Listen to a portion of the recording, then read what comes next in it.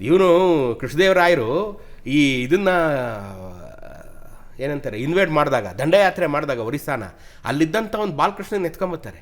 ಎತ್ಕೊಂಬಂದಿಲ್ಲ ಅದ್ಭುತವಾದಂಥ ಕೃಷ್ಣದೇಗುಲ ಒಂದು ಕಟ್ಟಿಸ್ತಾರೆ. ನೀವೆಲ್ಲ ನೋಡಿದ್ರಿ ಕೃಷ್ಣದೇಗುಲ. ಅದಿಲ್ಲ ಈಗ. ಆ ಕೃಷ್ಣದೇವರಿಗೆಲ್ಲ ಜಪಾನಲ್ಲಿದೆ ಅಂತ ಕೇಳ್ಪಟ್ಟೆ ನಾನು.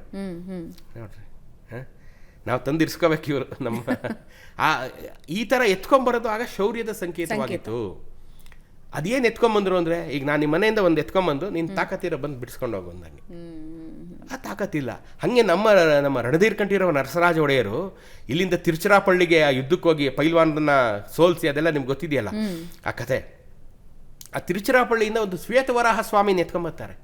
ಈಗ ಮೈಸೂರು ಅರಮನೆಯಲ್ಲಿ ನೀವು ನೋಡೋ ಶ್ವೇತವರಾಹ ಸ್ವಾಮಿ ನಾವು ತಿರುಚಿರಾಪಳ್ಳಿಯಿಂದ ಶೌರ್ಯದ ಸಂಕೇತವಾಗಿ ಎತ್ಕೊಂಬಂದು ಇಟ್ಕೊಂಡಿದ್ದು. ಬಾ ನೀನು ತಾಕತ್ತಿದ್ರೆ ಬಿಡಿಸ್ಕೊಂಡು ಹೋಗು ಅಂತ. ಆಗಲ್ಲ. ಸೊ ಅದು ಶೌರ್ಯದ ಸಂಕೇತ. ಅದನ್ನೆಲ್ಲ ವಿಜಯ ಒಟ್ಟಲ ಕೊಳ್ಳೆ ಹೊಡೆದ್ರು, ಕೃಷ್ಣ ದೇವಸ್ಥಾನ ಕೊಳ್ಳೆ ಹೊಡೆದ್ರು, ಎಲ್ಲವನ್ನ ಕೊಳ್ಳೆ ಹೊಡ್ಕೊಂಡು ಹೋದ್ರು. ಮುಖ್ಯವಾಗಿ ಕೊಳ್ಳೆ ಹೊಡೆದಿದ್ದು ಎಲ್ಲ ಶ್ರೀಮಂತ ವರ್ತಕರ ಮನೆ, ಮಂತ್ರಿಗಳ ಮನೆ, ಸೇನಾಧಿಪತಿಗಳ ಮನೆ, ಅವ್ರದ್ದು ಎಲ್ಲ. ಅವ್ರೇನು ಮಾಡಿದ್ರು, ಎಷ್ಟು ಸಾಧ್ಯ ಇದೆ ಎಷ್ಟುಕೊಂಡು ಊರು ತೊರೆದ್ರು, ಮಿಕ್ಕಿದ್ದನ್ನೆಲ್ಲ ಅಲ್ಲೇ ಹೂತಿಟ್ಟು ಹೋದರು. ಇವರು 6 ತಿಂಗಳು ಅದನ್ನು ಹುಡುಕಿದ್ದು. ಯಾರ್ಯಾರು ಎಲ್ಲೆಲ್ಲಿ ಹೂತಿಟ್ಟಿದ್ದಾರೆ, ಏನೇನು ಹೂತಿಟ್ಟಿದ್ದಾರೆ ಎಲ್ಲ ಹುಡುಕಿದ್ರು. ನಿಧಿಗಳನ್ನು ಹುಡುಕ್ತಾ ಹೋದ್ರು. ಸಿಕ್ಕಿದ್ದಷ್ಟು ಎತ್ಕೊಂಡೋದ್ರು. ಆಮೇಲೆ ಎಷ್ಟಂತ ಎತ್ಕೊಂಡು ಹೋಗೋಕ್ಕಾಗತ್ತೆ? ಹೌದು. ಕೈ ಸೋತೊಟ್ಟೋದ್ರು ಅವರು. ಸಾಕು ಹೋಗಪ್ಪ ಅಂತ. ಅದೇ ನಾನು ಒಂದು ಪದ್ಯ ಹೇಳ್ತಾ ಇರ್ತೀನಿ, ಅಂದರೆ ಇದನ್ನು ಹೇಳ್ತಾ ಇರ್ತೀನಿ. ನಾವೆಲ್ಲ ಚಿಕ್ಕ ಮಕ್ಕಳೆಲ್ಲ ಒಂದು ಮಾತು ಕೇಳಿದ್ದೀವಿ. ಆನೆ ಬಂತೊಂದು ಆನೆ, ಯಾವ ಊರಾನೆ, ಬಿಜಾಪುರದ ಆನೆ, ಇಲ್ಲಿಗೆ ಯಾಕೆ ಬಂತು, ಹಾದಿ ತಪ್ಪಿ ಬಂತು, ಬೀದಿ ತಪ್ಪಿ. ಯಾಕದು? ಏನು ಪದ್ಯ ಅದು? ಅದು ಈ 1565 ರಕ್ಕಸಗಿ ತಂಗಡಿ ಯುದ್ಧದ ನೋವಿನ ಹಾಡು. ಬಿಜಾಪುರದವ್ರು ಬಂದು ಈ ಸಂಪತ್ತನ್ನೆಲ್ಲ ಕೊಳ್ಳೆ ಹೊಡ್ಕೊಂಡು ಹೋಗ್ಬೇಕಾದ್ರೆ ಯಾವುದೋ ಒಂದು ಹಳ್ಳಿಗೆ ದಾರಿ ತಪ್ಪಿ ನುಗ್ತದು. ಆಗ ಹಳ್ಳಿಯವ್ರು ಮಾತಾಡ್ಕೋತಾರೆ, ಆನೆ ಬಂತೊಂದು ಆನೆ, ಯಾವ ಊರಾನೆ, ಬಿಜಾಪುರದ ಆನೆ, ಇಲ್ಲಿಗೆ ಯಾಕೆ ಬಂತು, ಹಾದಿ ತಪ್ಪಿ ಬಂತು, ನಮ್ಗೆ ಬರಂಗಿಲ್ವಲ್ಲ, ಬೀದಿ ತಪ್ಪಿ ಬಂದು ಕಳಿಸ್ಬಿಡಿ ಇದೆಲ್ಲ ತಪ್ಸ್ಕೊಂಬಂದ್ಬಿಟ್ಟಿದೆ ನಮ್ಮ ಕಡೆಗೆ ಅಂತ. ಆನೆಗಳ ಮೇಲೆ ಸಂಪತ್ತನ್ನು ಕೊಂಡು ಹೋದ್ರು ಕೊಳ್ಳೆ ಹೊಡ್ಕೊಂಡು. ಬಿಜಾಪುರದ ಆನೆ ಅಂತ ಅವ್ರಿಗೇನು ಗೊತ್ತಾಯ್ತು? ಹೆಂಗೆ ಅಂದರೆ ಪ್ರತಿಯೊಂದು ಅವಾಗ ರಾಜರ ಆನೆ ಮೇಲೂ ರಾಜಲಾಂಛನ ಇರ್ತಾ ಇತ್ತು. ಈಗ ನೀವು ನಮ್ಮ ದಸರಾ ಆನೆಗಳನ್ನು ನೋಡಿ, ಎಲ್ಲ ಬಿಟ್ಟಿರ್ತಾರಲ್ಲ ರಾಜಲಾಂಛನ, ಗಂಡುವೇರುಂಡ ಲಾಂಛನ ಎರಡೂ ಕಡೆ ಬಿಟ್ಟಿರ್ತಾರೆ, ಬರ್ದಿರ್ತಾರೆ. ಹಾಗೆ ಪ್ರತಿಯೊಂದು ಆನೆ ಮೇಲೂ ಅದು ರಾಜಲಾಂಛನ ಇರ್ತಾ ಇತ್ತು. ಹಂಗಾಗಿ ಇದು ಬಿಜಾಪುರದವರು ಅಂತ ಗೊತ್ತಾಯ್ತು. ಅಯ್ಯೋ ಇದು ಬಿಜಾಪುರದ ಆನೆ, ಇಲ್ಲಿಗೆ ಯಾಕೆ ಬಂತು, ಹಾದಿ ತಪ್ಪಿ ಬಂತು, ಬೀದಿ ತಪ್ಪಿ ಬಂತು. ಅಷ್ಟು ಸಂಪತ್ತು ಕೊಳ್ಳೆ ಹೊಡೆದು. ಅದಾದ್ಮೇಲೆ ತಿರುಮಲ ರಾಯರು ಇವರು ಫಸ್ಟು ತಿರುಪತಿಗೆ ಓಡೋದ್ರಲ್ಲ, ಚಂದ್ರಗಿರಿಲಿ ಇವ್ರದ್ದೊಂದು ಅರಮನೆ ಇತ್ತು, ಪೆನ್ಕೊಂಡೆಲ್ಲೊಂದು ಅರಮನೆ, ವೆಲ್ಲೂರಲ್ಲೊಂದು ಅರಮನೆ ಇತ್ತು ಇವ್ರದ್ದು. ಅಲ್ಲಿಂದ ವಾಪಸ್ ಬಂದು ತಿರ್ಗಾ ಇಲ್ಲಿ ಹಂಪಿಯಲ್ಲಿ ಎಲ್ರಿಗೂ ಹೇಳಿ ಕಳಿಸ್ತಾರೆ ತಿರುಮಲ ರಾಯರು.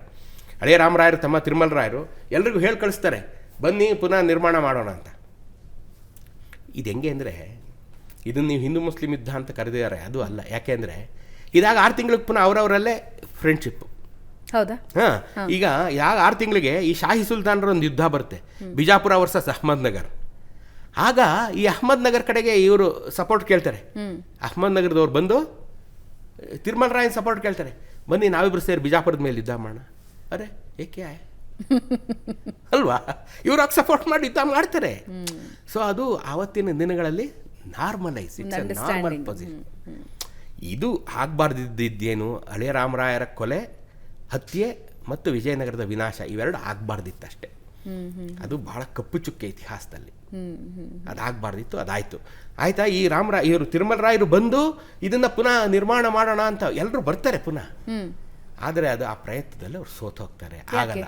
ಯಾಕೆಂದರೆ ಈ don't have that capacity of rebuilding that empire once again. ಅಷ್ಟು ಸಂಪತ್ತು ಉಳಿದಿರಲಿಲ್ಲ ಮತ್ತು ಒಂದು ಸಾಮರ್ಥ್ಯನೂ ಇರಲಿಲ್ಲ.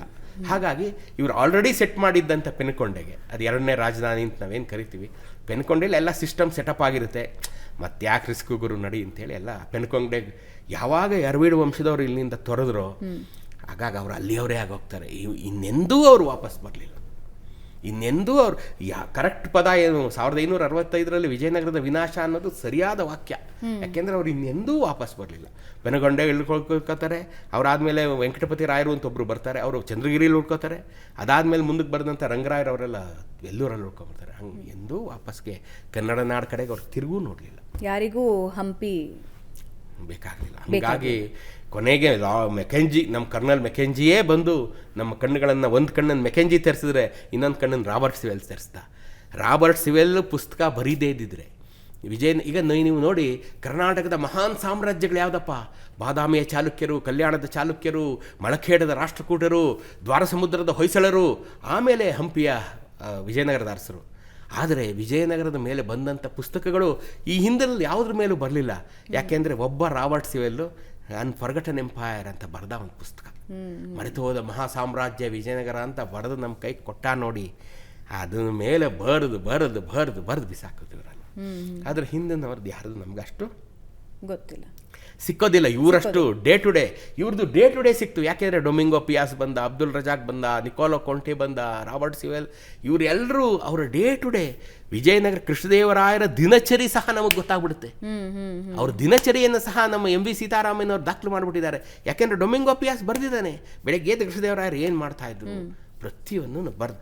ಅವರು ಏನು ಇಷ್ಟ, ಮೀನೂಟ ಇಷ್ಟನಾ, ಇನ್ನೊಂದು ಪ್ರತಿಯೊಂದು ನಮ್ಗೆ ಏನಿತ್ತು ಸರ್ ದಿನಚರಿ? ಅವ್ರ ದಿನಚರಿ ಬೆಳಗ್ಗೆ ಎದ್ದ ತಕ್ಷಣ 1 ಪಿಂಟ್ ಸಾಸಿವೆ ಎಣ್ಣೆ ಕುಡಿತಾ ಇದ್ರು. ಅಂದರೆ 1/4 ಲೀಟ್ರ್ ಸಾಸಿವೆ ಎಣ್ಣೆ ಕುಡಿದು ಅದೆಲ್ಲ ಈಚೆ ಬರೋವರೆಗೂ ಕಸರತ್ತು ಮಾಡ್ತಿದ್ದೆ ಪುಣ್ಯಾತ್ಮ. ಕುದುರೆ ಸವಾರಿ ಮಾಡಿ, ಮಲ್ಲ ಯುದ್ಧ ಮಾಡಿ, ಕಸರತ್ತು ಮಾಡಿ, ಸ್ನಾನ ಮಾಡಿ ಬಂದ ಮೇಲೆ, ಪೂಜೆ ಮಾಡಿದ ಮೇಲೆ ಎಲ್ಲ ಜ್ಯೋತಿಷಿಗಳನ್ನು ಕರೆಸಿ ಅವತ್ತಿನ ದಿನ ಭವಿಷ್ಯವನ್ನು ಕೇಳ್ತಾಯಿದ್ರು, ಇವತ್ತೇನು ಅಂತ. ಇಷ್ಟೆಲ್ಲ ಆಗೋಷ್ಟದು ಮಧ್ಯಾಹ್ನ ಆಗೋದು. ಆಮೇಲೆ ಅವತ್ತಿನ ಮಂತ್ರಿಗಳು, ಗೂಢಚಾರರು, ಅವತ್ತಿನ ದಿನಮಾನ ಅದೆಲ್ಲ ಬರೋದು. ಇದು ಇವರ ದಿನಚರಿ. ಆಮೇಲೆ ಇವತ್ತು ನಾನು ಯಾವ ರಾಣಿ ಹತ್ರ ಹೋಗ್ಬೇಕು, ಅದನ್ನು 12,000 ಟ್ರಾನ್ಸ್ಜೆಂಡರ್ಸ್ ಅಂತಿರಲ್ಲ ಅವರಿದ್ದರು ರಾಣಿವಾಸದಲ್ಲಿ. 12,000 ಜನ 12,000 ಜನ ಟ್ರಾನ್ಸ್ಜೆಂಡರ್ಸು ಇವರ ರಾಣಿಯರನ್ನು ಕಾಯ್ತಾಯಿದ್ರು. ಈವನ್ ಕೃಷ್ಣದೇವರಾಯರ ಸಹ ನೇರವಾಗಿ ಹೋಗಂಗಿರಲಿಲ್ಲ, ಹೇಳಿ ಕಳಿಸ್ಬೇಕಿತ್ತು. ಇವತ್ತು ನಾನು ತಿರುಮಲಾಮ್ಮನ ನೋಡಬೇಕು ಅಂತ ಈ ಟ್ರಾನ್ಸ್ಜೆಂಡರ್ ಕೈಲಿ, ಅವರು ದೇ ಆರ್ ದ ಬಾಸಸ್, ಅವರು ಹೋಗಿ ಅವ್ರು ಹೇಳಬೇಕಿತ್ತು. ಆಗ ಅವರು ಕರ್ಕೊಂಬನ್ನಿ, ಇಲ್ಲ ಅವ್ರು ಬರಬೇಕಾದ್ರು. ಅಷ್ಟು ಪವರ್ಫುಲ್ ಇದ್ದರು ಅವರು. ಅವರಲ್ಲದೆ ಬೇರೆಯವರಿಗೆ ಪ್ರವೇಶ, ಅನ್ಯ ಗಂಡಸಿಗೆ ರಾಣಿವಾಸದ ಪರಿಸರದಲ್ಲಿ ಎಲ್ಲೂ ಪ್ರವೇಶ ಇರಲಿಲ್ಲ. ಎಲ್ಲ ಇವ್ರುಗಳಿಂದನೇ ತುಂಬೋಗಿತ್ತು. ಅವರೇ ಪಲ್ಲಕ್ಕಿ ಹೊರೋರು, ಯುದ್ಧ ಮಾಡೋರು, ಅವರು ಅಡುಗೆ ಮಾಡೋರು, ಪ್ರತಿಯೊಂದೂ ಅವರೇನೆ, ಎಲ್ಲ ಅವರೇ ನೋಡ್ಕೊಳ್ತಿದ್ರು.